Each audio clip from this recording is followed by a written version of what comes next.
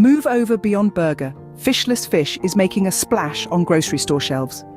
You probably remember the classic Forrest Gump scene, where Bubba Blue hails shrimp as the ultimate versatile food of the sea. You can barbecue it, broil it, bake it, sauté it, put it on shrimp kebabs. You get the point.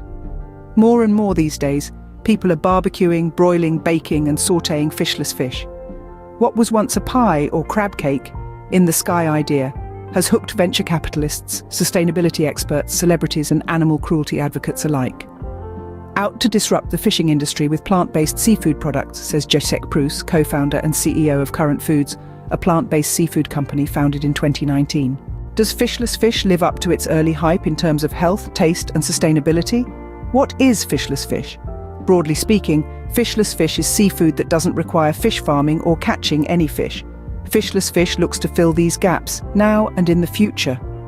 Companies are exploring alternatives to fish, including growing the tissue, making fish analogues from other proteins like plants, and even flavoring fruits and vegetables to provide an eating experience similar to eating fish, Deutsch says.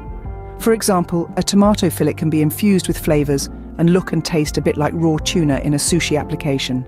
In conclusion, fishless fish refers to two separate seafood alternatives. The first is truly plant-based fish, which is usually vegetarian and even vegan. This fish often uses items like egg whites and soy to create a product that has a similar taste and texture to fish. The second refers seafood grown in a lab using actual fish cells. It's still being developed, but experts say companies like Wildtype are close to getting it on store shelves. In both cases, fishless fish may be a win for health and sustainability, though not all options are created equally.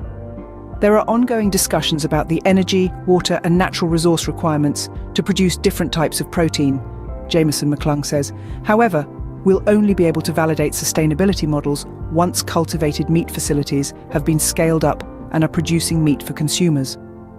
Generally, plant-based diets are associated with environmental benefits.